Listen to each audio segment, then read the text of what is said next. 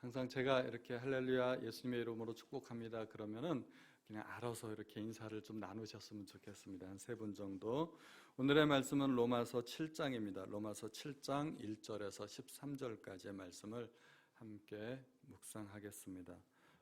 함께 교독할 때 제가 먼저 1절부터 읽겠습니다.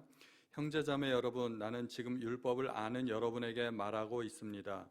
여러분은 율법이 사람이 살아있는 동안에만 그 사람을 지배한다는 것을 알지 못합니까?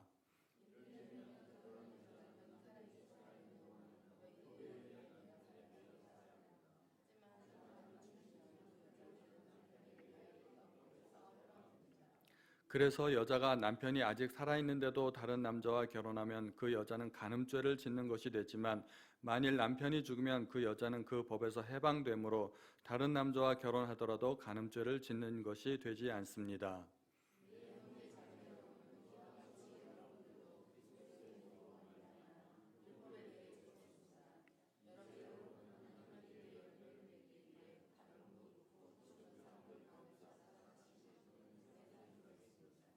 전에 우리가 죄의 성품에 사로잡혀 살았을 때는 율법이 우리 몸 속에서 죄를 지으려는 욕망을 일으켜 죽음에 이르는 열매를 맺게 했었습니다.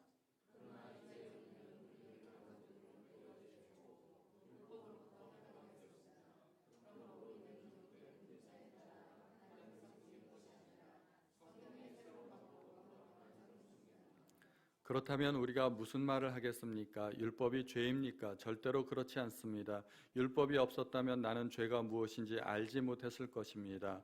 율법이 탐내지 말라고 말하지 않았다면 나는 탐내는 것이 무엇인지 알지 못했을 것입니다.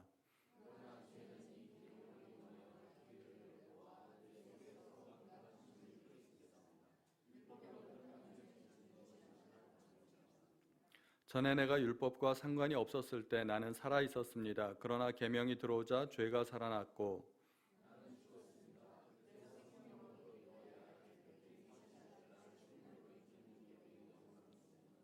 죄가 계명을 이용하여 기회를 엿보아 나를 속였고 그 계명으로 나를 죽였습니다.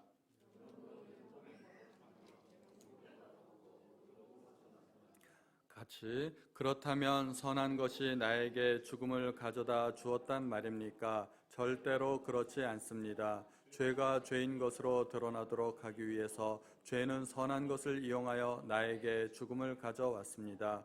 그리하여 죄는 계명을 통해 한층 더 죄의 참모습을 드러내게 된 것입니다. 아멘. 제가 한 번 더 기도하겠습니다. 하나님, 오늘도 저희에게 귀한 주일 예배를 허락하여 주시니 참으로 감사드립니다. 저희의 마음 문을 열어주시고 영의 눈을 열어주셔서 하나님의 말씀을 깨닫는 귀한 복된 시간이 되도록 하여 주옵소서. 예수님 이름으로 기도하였습니다. 아멘. 제가 오늘은 한 사람에 대해서 소개를 먼저 해드리려고 합니다. 김성도라고 하는 한 자매가 있었습니다. 밝고 소박하고 명랑한 성격의 사람이었습니다. 그리고 어느 날 한 남자를 소개받게 됩니다. 그 남자는 단정하고 예의 바른 사람이었습니다. 그 남자는 학창시절에 모범생이었고 늘 우등상을 받았습니다. 또 늘 정직하게 살려고 애쓰는 사람이었습니다. 어느 모로 보나 좋은 사람이었습니다. 그래서 자매는 그 남자가 마음에 들었고 결국 결혼을 하게 되었습니다. 그런데 결혼해서 살다 보니 이 남자는 완벽주의적인 성격을 갖고 있다는 것을 알게 되었습니다. 이 남자는 자기가 하는 일에 조그마한 실수도 용납하지 않기 위해서 모든 일을 철두철미하게 했습니다. 그뿐만이 아니라 이 남자는 그 자매에게도 그런 성품을 요구하기 시작했습니다. 집안의 모든 물건들은 반듯하게 정리정돈이 되어 있어야 되고 남자가 입는 와이셔츠에는 절대 주름 하나 있어서는 안 되었습니다. 양말도 빨아서 깨끗하게 다림질까지 해 놓아야만 했습니다. 싱크대에는 숟가락 하나라도 널브러져 있으면 안 되었습니다. 설거지를 하면 그릇들은 마른 행주로 깨끗하게 닦아서 차곡차곡 정리해 놓아야 하고 싱크대는 늘 깨끗하게 정리가 되어 있어야만 했습니다. 심지어 빨래를 널어도 삐뚤삐뚤하게 널어놓으면 안 됐고 항상 네모 반듯하게 그렇게 빨래를 널어 놓아야만 했습니다. 자매가 운전을 하면 운전을 하다가 조금이라도 과속을 하면 옆에서 바로 지적을 했습니다. 그리고 차선을 미리 바꿔라, 앞차에 바짝 붙어라, 옆차에 주의해라, 그렇게 조언을 했습니다. 길 옆에 있는 어느 상점에 들려서 껌이라도 하나 살려 치면 반드시 주차장에 주차를 하고 그리고 사오게 했습니다. 자매는 팝송을 매우 좋아했지만 이 남자는 경박한 음악보다는 클래식을 들어야 한다면서 집안에는 늘 클래식 음악을 틀어놓게 했습니다. 이 모든 것에 만약 하나라도 실수가 있는 날에는 잔소리가 되어서 돌아왔고 그것이 책망이 되었고 비난이 되었습니다.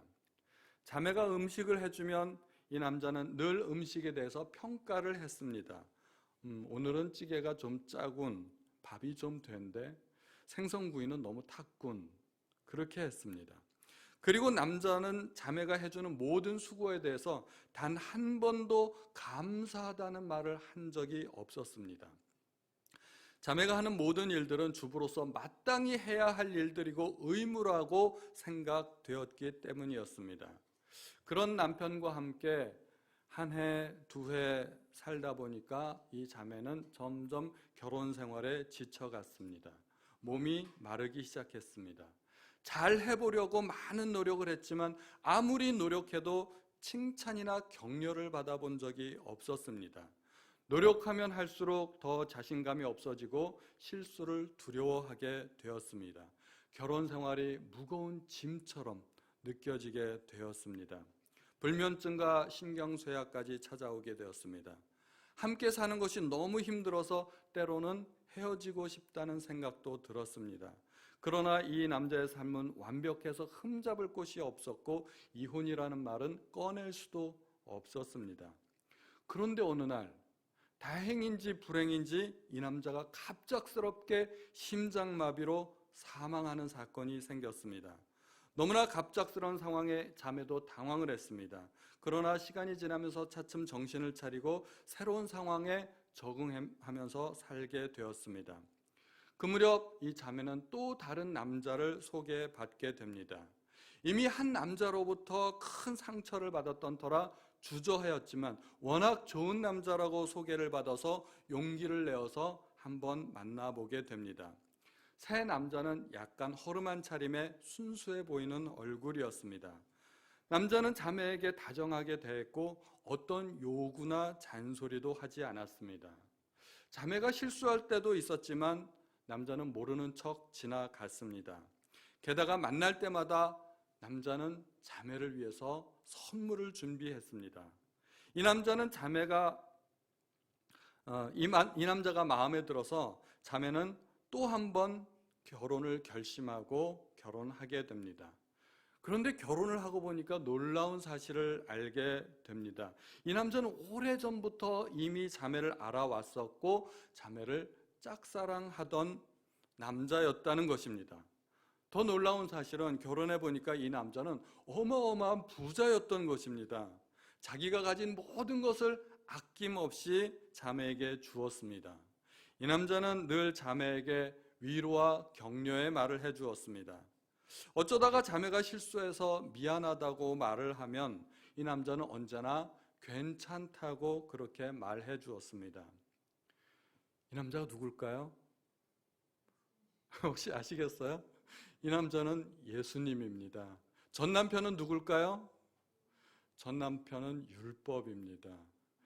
이 여자의 이름은 김성도, 영어 이름은 김크리스찬, 김크리스찬입니다. 이 이야기는 실화가 아닙니다. 제가 만들어낸 이야기였습니다. 오늘 설교의 이해를 돕기 위해서 잠깐 이야기를 만들어 보았습니다. 제가 이 이야기를 만든 건 사실 저의 오리지널 생각이 아니라 사실은 바울의 생각이었습니다. 율법과 성도와 예수님의 관계를 어떻게 하면 잘 설명할 수 있을까 생각하다 보니까 바울이 이거 부부관계로 설명하면 좋겠구나 해서 오늘 본문에 부부관계로 그렇게 설명을 했던 것입니다. 좀 실감이 나시나요? 부부관계는 서로가 서로에게 매여 있는 관계입니다. 그런데 만약에 한쪽 배우자가 죽게 되면 서로가 서로에게 대해서 자유롭게 됩니다. 죽은 사람도 모든 의무에서 해방이 되고 살아있는 사람도 죽은 사람에게서 해방이 됩니다. 죽음은 모든 관계와 의무로부터 벗어나게 합니다. 죽은 사람에게는 그가 아무리 큰 죄를 지었다 할지라도 죄를 묻는 법이 없습니다. 온갖 빚과 세금으로부터도 면제가 됩니다. 제가 우리나라 국민으로서 좀 부끄러운 이야기를 한번 좀 해보고자 합니다. 박근혜 전 대통령이 징역 25년형을 받았습니다. 창피하고 부끄러운 일입니다. 이명박 전 대통령은 15년형을 받았습니다. 노무현 전 대통령은 혹시 몇 년형을 받았는지 기억하시나요? 노무현 전 대통령은 아무런 형량을 받지 않았습니다. 이미 스스로 목숨을 끊었기 때문에 형을 줄 수 없었던 것입니다. 대통령을 중심으로 하던 모든 조사도 일시에 다 중단되었습니다. 조사가 더 이상 진행되지 않았습니다. 그렇기 때문에 형량을 선고조차도 할 수 없었던 것입니다. 법정에 설 수조차도 없었던 것입니다. 이와 같이 죽음은 모든 과거의 죄와 의무로부터 벗어나게 하는 것입니다. 그래서 우리는 율법에 대해서 죽었다고 이야기를 하는 것입니다. 그런데 한 가지 문제가 있습니다. 우리가 죽은 것으로 끝났다면 문제는 간단한데, 아담에게 속했던 우리의 옛사람은 죽었지만 하나님께서 주신 하늘의 생명으로 우리는 다시 태어났다는 것입니다. 그것을 설명하는 것이 세례식이라고 말씀을 드렸습니다. 우리는 죄에 대해서 죽었고 하나님께 대해서 살아났다는 것입니다. 다시 살아났다면 우리가 또다시 율법의 의무 아래 있게 될까요? 그 율법의 저주 아래 다시 속하게 될까요? 그렇지 않습니다. 여러분들이 잘 아시는데 일사부재리의 원칙이라고 해서 법에 의해서 한 번 처벌을 받았다면 같은 죄를 또다시 심판할 수 없기 때문입니다. 그리고 더 중요한 이유가 있습니다. 첫사람과 둘째 사람은 같은 사람이 아니기 때문입니다. 첫째 사람은 죄로 정죄를 받아서 사망에 이르게 됐지만 둘째 사람은 첫째 사람이 아니기 때문에 심판을 받을 수 없다는 것입니다. 그런데 우리 안에 똑같은 육체 안에 첫사람과 둘째 사람이 똑같이 존재하기 때문에 우리에게는 분간이 안 됩니다. 헷갈리는 거죠. 율법 아래 있나 없나 모릅니다. 두 사람은 영적으로는 전혀 다른 사람이라는 것을 우리가 알아야 됩니다. 첫 사람은 아담에게 속한 사람이고 둘째 사람은 하나님께 속한 영의 사람이기 때문입니다. 그러면 율법으로부터 자유로운 둘째 사람은 어떤 의무를 가지게 될까요? 율법에 대한 의무 대신에 하나님께 대한 의무를 가지게 됩니다. 마치 첫 남편이 죽고 둘째 남편을 만났다면 첫 남편에 대한 의무는 사라지지만 둘째 남편에 대한 의무를 가지게 되는 것과 같습니다. 그래서 성경에서는 이렇게 이야기합니다. 우리가 읽은 로마서 7장 6절에 보면, 그러나 이제 우리는 우리를 가둔 율법에 대해 죽고 율법으로부터 해방되었습니다. 그러므로 우리는 기록된 문자에 따라 하나님을 섬기는 것이 아니라 성령의 새로운 방법으로 하나님을 섬깁니다. 우리 안에 계신 성령님께서 우리로 하여금 하나님을 섬기는 방법도 알려주시고 더 잘 섬길 수 있도록 인도해 주신다는 말입니다. 우리가 지금까지 살펴본 바에 의하면 율법은 마치 아주 나쁜 것과 같은 그런 인상을 받게 됩니다. 왜냐하면 율법은 우리를 정죄하고 그 죄값으로 우리에게 사형을 언도하기 때문에 그렇습니다. 그러나 바울은 분명하게 이야기합니다. 율법이 죄냐? 그럴 수 없느니라. 율법과 계명은 거룩하고 의롭고 선하다고 이야기합니다. 예를 들어 제가 운전을 하다가 과속을 해서 범칙금 고지서를 받았습니다. 딱지를 뗐습니다. 도로교통법 때문에 제가 죄인이 된 것입니다. 그러면은 나를 죄인으로 만든 그 법이 나쁘다고 말할 수 있을까요? 그렇게 말할 수 없습니다. 법은 모든 사람의 안전과 행복을 위해서 존재하는 것입니다. 그렇기 때문에 법은 좋은 것입니다. 그러나 법을 어긴 사람에게 법은 죄를 선언합니다. 그래서 만약에 법이 없었다면 죄도 없어지게 되는 것입니다. 정죄를 할 수가 없습니다. 그래서 율법이 없으면 죄는 죽은 것이라고 이야기를 하는 것입니다. 율법의 원래 목적은 모든 사람이 그 율법을 다 지킴으로 말미암아 하나님이 원하시는 거룩한 수준에 도달하게 만드는 것입니다. 그런데 문제가 뭔지 아세요? 그 율법이 요구하는 그 수준이 너무 높다는 거예요. 그래서 도달할 수 없다는 거예요. 우리가 대학에 가기 위해서는 대학 입학고사를 보아야 됩니다. 수능시험을 보아야 됩니다. 그래서 수능시험의 원래 목적은 고등학생들이 수능시험을 보고 대학에 들어가도록 하는 것입니다. 수능시험은 대학 입학의 도구라는 겁니다. 그런데 예를 들어서 만약에 수능을 만점 받은 사람만 대학에 갈 수 있다 그러면 몇 명이나 대학에 갈 수 있을까요? 거의 대학에 가는 사람이 없을 겁니다. 그렇게 돼버리면 수능은 대학에 가는 도구가 아니라 대학에 떨어뜨리는 도구가 되는 겁니다. 재수생 만드는 도구가 수능이 되어버리는 것입니다. 율법이 바로 그와 같다는 것입니다. 율법은 난이도가 아주 높은 수능의 커트라인이 만점이라고 말하는 것과 같습니다. 모든 수능 수험생을 재수생으로 만들어버리는 것입니다. 그래서 바울은 생명에 이르게 할 그 계명이 도리어 사망에 이르게 하는 것이 되었다고 이야기를 합니다. 로마서 7장 10절에 보면 그래서 생명으로 인도해야 할 계명이 사실 나를 죽음으로 이끄는 계명이 되고 말았습니다. 원래 계명의 목적과 다르게 되었다는 말입니다. 그러면 나를 사망으로 인도하는 것이 계명일까요? 그렇게 보면 또 계명이 선하지 않은 것 같은데. 그래서 바울은 오해를 또 시정합니다. 사실은 계명이 문제가 아니라 죄가 문제라는 것입니다. 죄가 나를 속이고 계명을 어기게 만들었다는 것입니다. 마치 뱀이 하와를 유혹해서 선악과를 따먹게 만든 것과 같은 것입니다.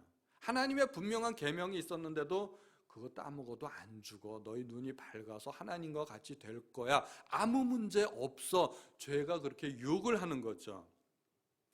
그랬더니 우리 속에 거하는 죄가 우리를 유혹하고 죄를 짓게 만들고 계명을 어기게 만들었다는 것입니다. 그게 11절의 말씀입니다. 죄가 계명을 이용하여 기회를 엿보아 나를 속였고 그 계명으로 나를 죽였습니다.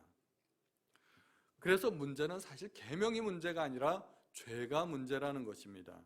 그러면 죄로부터 구원받은 우리는 율법, 죄, 죽음, 예수님의 관계를 어떻게 정리하면 좋을까요? 그래서 제가 3가지로 정리를 해보았습니다. 첫 번째, 우리는 율법으로부터 해방되었다는 것을 알아야 됩니다. 우리가 지난 시간에 우리는 죄에 대해서 죽었다는 것을 배웠습니다. 죄에 대해서 죽은 것과 율법에 대해서 죽었다는 것은 같은 의미로 생각해도 괜찮습니다. 예수님께서 십자가에 못 박혀 돌아가실 때 아담에게 속했던 우리의 옛 사람이 함께 죽은 것입니다. 그리고 그것은 죄에 대해서 죽은 것이고 율법에 대해서도 죽은 것입니다. 율법에 대해서 죽었다는 것은 율법이 더 이상 우리를 정죄할 수 없다는 것입니다.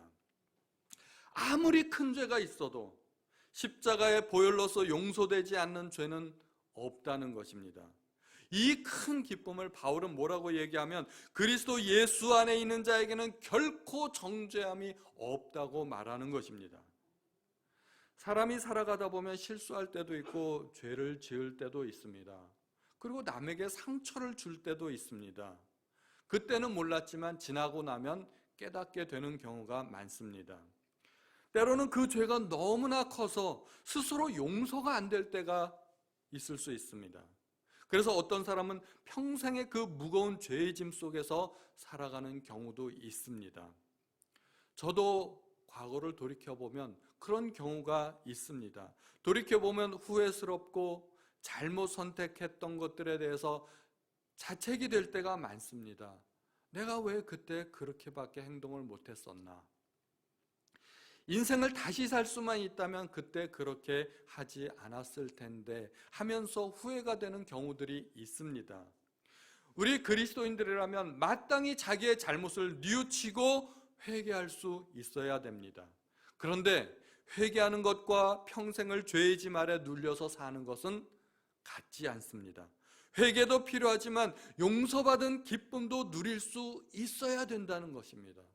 우리가 용서받은 기쁨을 누리지 못하는 것은 십자가의 그 큰 구원을 우리가 믿지 못하는 것이고 누리지 못하는 것과 같다는 것입니다. 우리는 율법으로부터 해방되었고 우리의 과거의 모든 죄가 용서받았고 그 십자가의 기쁨을 누릴 수 있어야 된다는 것입니다.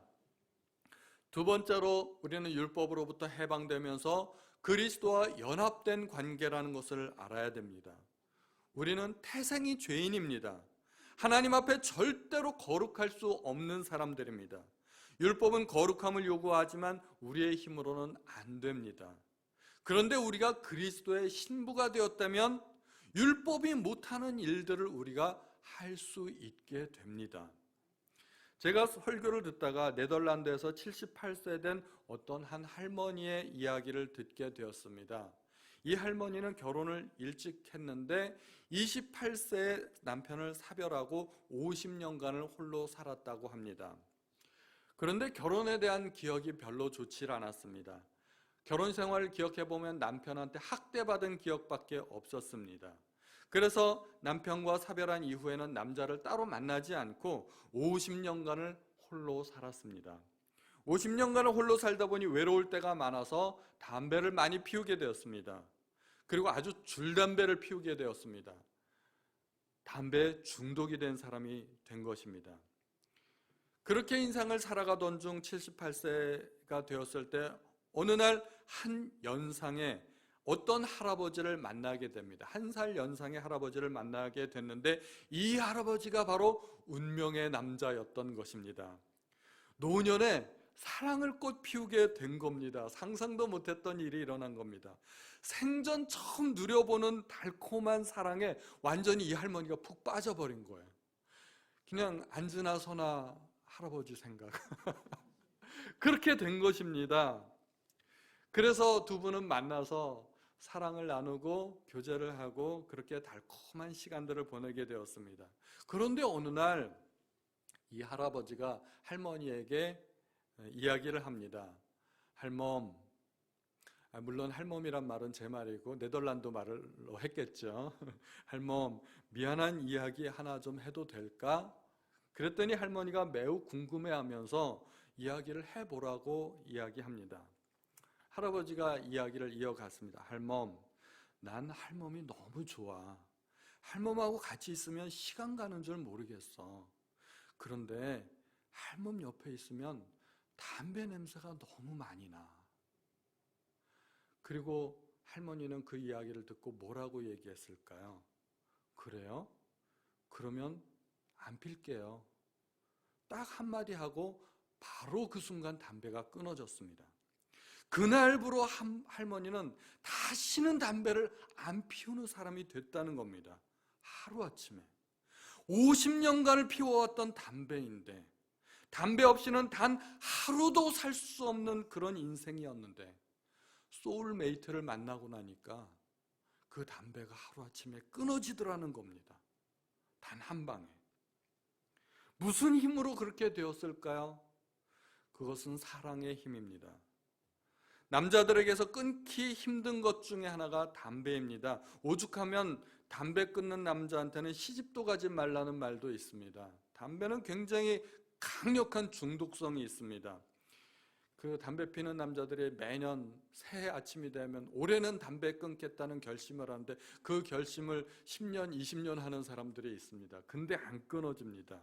그만큼 독하다는 겁니다. 그런데 법으로도 안 되고 노력해도 안 되는 것이 사랑의 힘으로는 될 수 있다는 것입니다.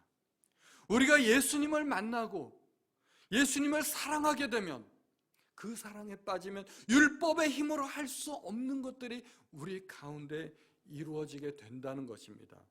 사랑의 힘은 상상할 수 없는 엄청난 그 힘이 있다는 것입니다.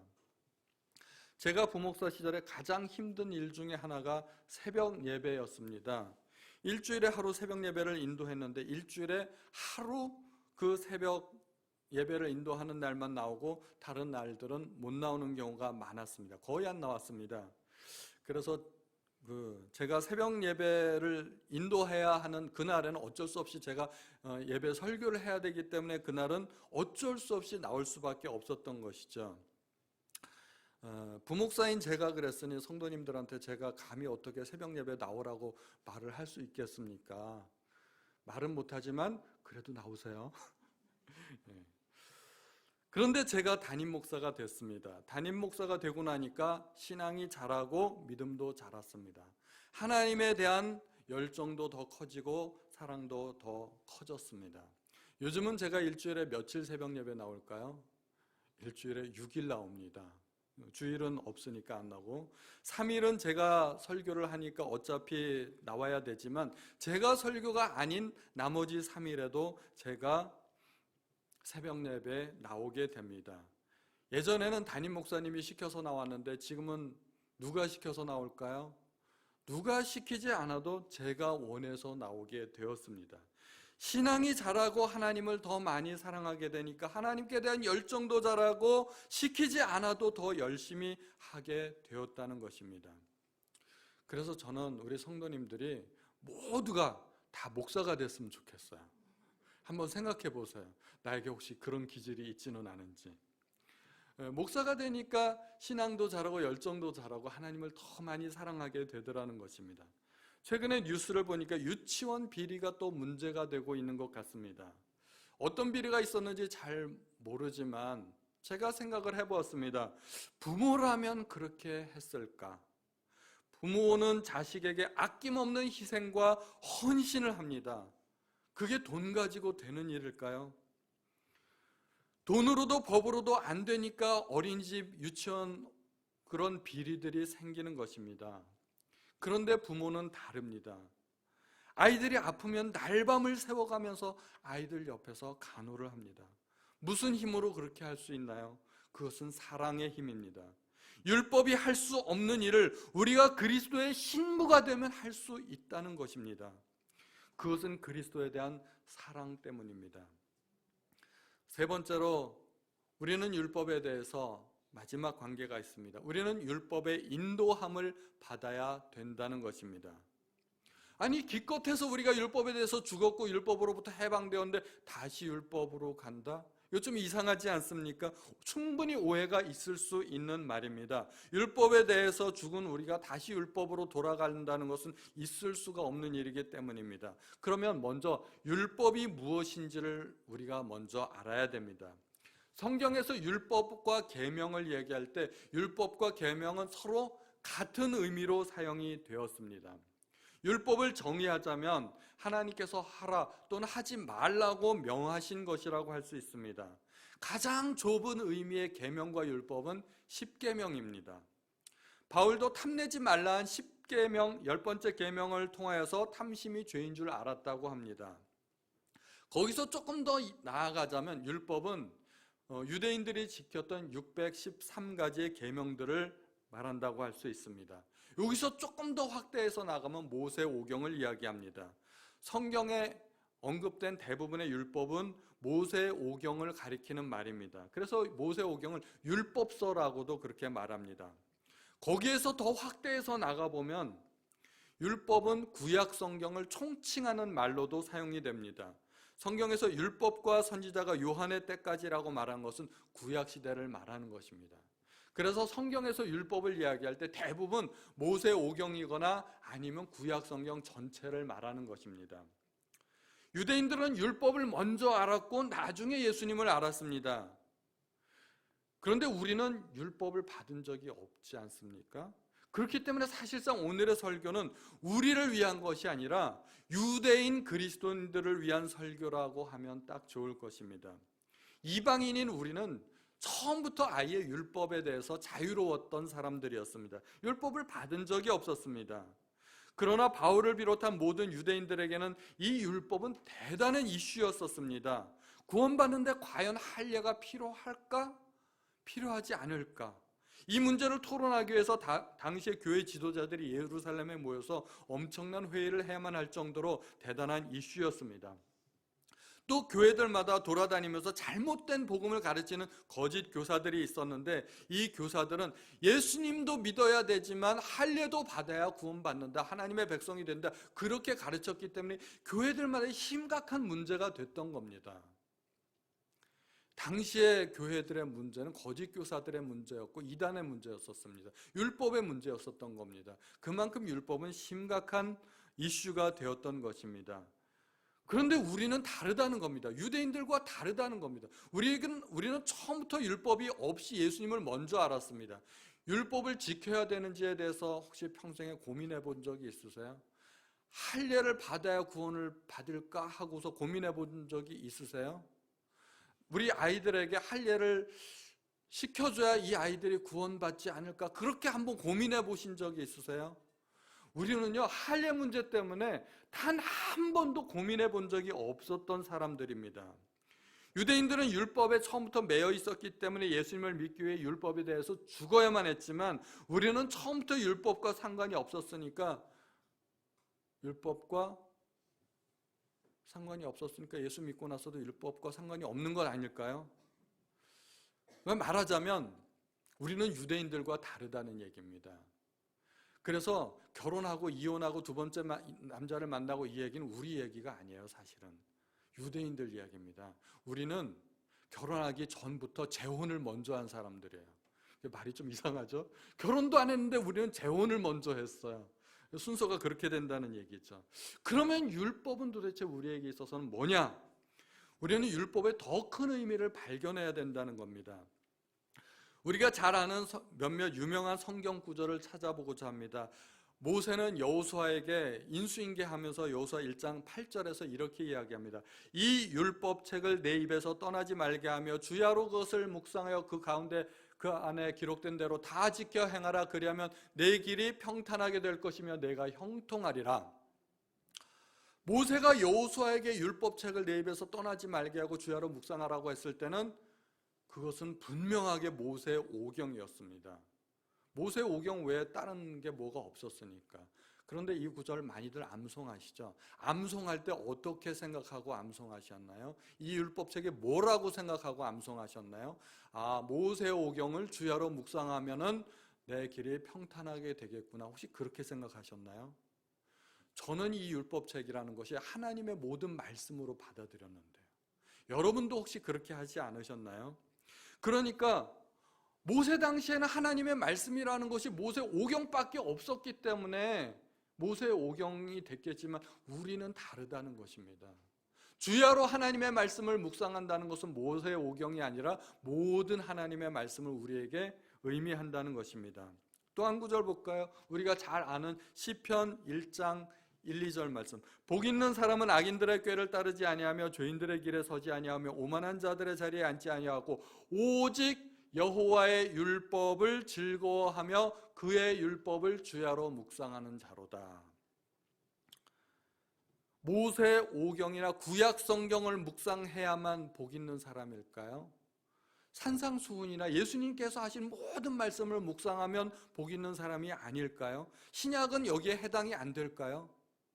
저는 분명하게 여호와의 율법을 즐거워하며 그의 율법을 주야로 묵상한다는 이 율법 가운데는 분명하게 신약 성경도 들어간다고 믿습니다. 왜냐하면 이때만 해도 신약 성경이 없었으니까 그렇지 우리는 신약 성경도 가지고 있잖아요. 그러니까 우리에게 있어서 율법은 신약 성경까지 다 포함하는 모든 하나님의 말씀이라는 것입니다. 또 시편 19편 7편에 보면 여호와의 율법은 완전하여 영혼을 소성시키며 여호와의 증거는 확실하여 우둔한 자를 지혜롭게 한다고 하였습니다. 여호와의 율법이 완전하고 영혼을 소성시킨다고 했을 때 여기도 역시 신약은 해당이 안 될까요? 모든 하나님의 말씀이 다 완전하고 영혼을 소성시키시고 우둔한 자를 지혜롭게 할 수 있는 능력이 있는 것입니다. 그러므로 유대인이 아니라 이방인인 우리가 율법을 이야기할 때 그 율법은 신구약을 통틀어서 모든 하나님의 말씀을 우리가 율법으로 받아들여야 된다는 것입니다. 그럼 구원받은 우리가 율법에 대해서 어떤 태도를 가져야 될까요? 이스라엘 민족의 구원의 서정을 다시 한번 살펴보겠습니다. 그들은 이집트에서 어린 양의 피로 해방되었습니다. 구원받았습니다. 그리고 홍해에서 세례를 받았습니다. 그리고 광야로 나갔습니다. 광야로 나갔으면 이제 목적지인 가나안 땅을 향해서 열심히 전진을 해야 되지 않습니까? 군인들이 걸어서 일주일이면 가는 거리, 약 보통 사람들이 걸어도 한 달 만이면 갈 수 있는 거리라고 하는데, 그들은 바로 가나안 땅으로 가지 않고 중간에 어느 곳에 한 곳에 머무르게 됩니다. 그곳에 머물러서 약 1년간을 체류하게 됩니다. 그곳이 시내산입니다. 시내산에서 그들은 왜 1년간을 머물러야 했을까요? 뭐 했을까요?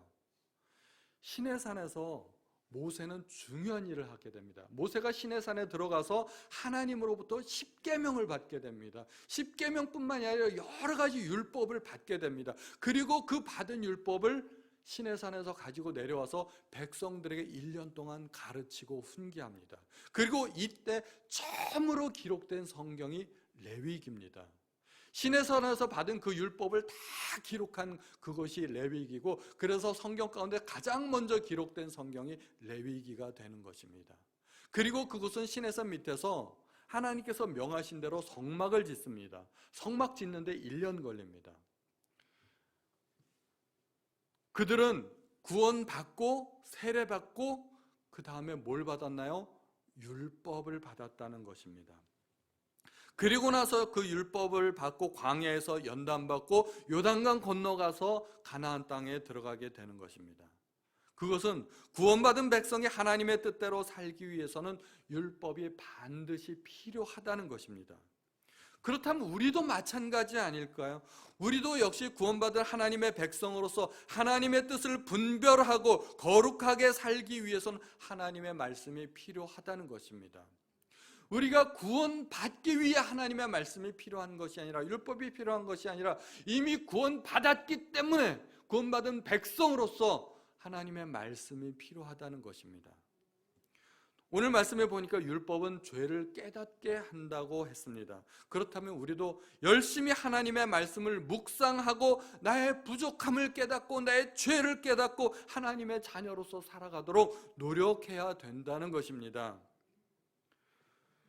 또 하나님의 말씀은 영혼의 양식이 될 수도 있습니다. 여러분들은 영혼의 양식을 굶지 않고 날마다 먹는 성도님들이 되십니까? 우리 육신의 양식은 날마다 끼니를 거르지 않고 잘 먹는데, 영혼의 양식에 대해서는 어떤지 모르겠습니다. 우리가 일주일에 한 번 예배당에 나와서 하나님 앞에 예배를 드리는 것으로 나의 신앙의 의무를 다 했다고 생각하면 사실은 그것은 충분하지 않습니다. 초신자 때는 그것이 가능한데, 우리가 이제는 더 풍성한 영혼의 양식을 누려야 된다는 것입니다. 그래서 하나님의 말씀을 묵상해야 됩니다. 날마다 읽고 묵상하셔야 됩니다. 그리고 새벽 예배도 나올 수 있으면 나오시고, 금요 예배도 나올 수 있으면 나오시고, 그래서 우리의 삶이 영적으로 더 풍성해져야 됩니다. 우리가 오늘 예배를 마치고 식사를 마치고 나서는 큐티 세미나를 가지려고 합니다. 그래서 오늘도 큐티 세미나에서 하나님의 음성을 듣는 법을 배우시고 날마다 하나님의 말씀으로 일용할 양식을 삼으시는 우리 모든 성도님들 되시기를 예수님의 이름으로 축원드립니다. 우리 찬송가 289장 함께 찬양하시겠습니다. 주 예수 내 마음에 들어와 계신 후 변하여 새 사람 되고, 우리 변하여 새 사람 된 사람들답게 이 말씀, 이 찬양 묵상하면서 함께 찬양하시겠습니다.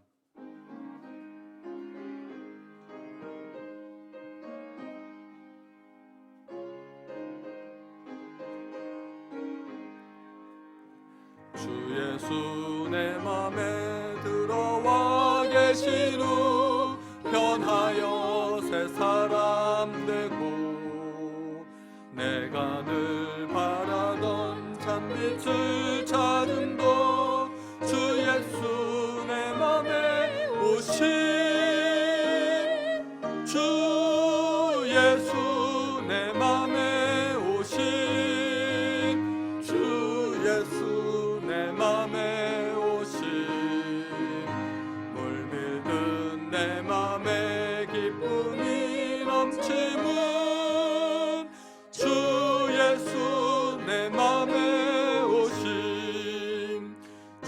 예수 내 맘에 들어와 계신 후 망령된 행실을 끊고 머리털보다도 더 많던 내 죄가 눈보다 더 희어졌네.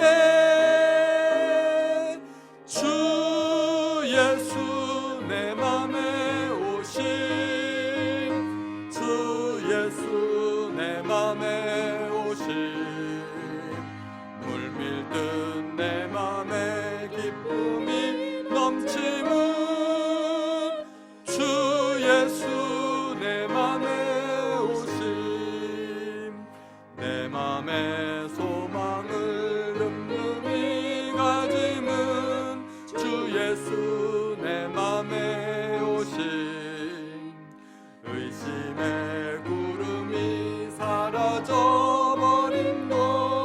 주 예수 내 맘에 오심,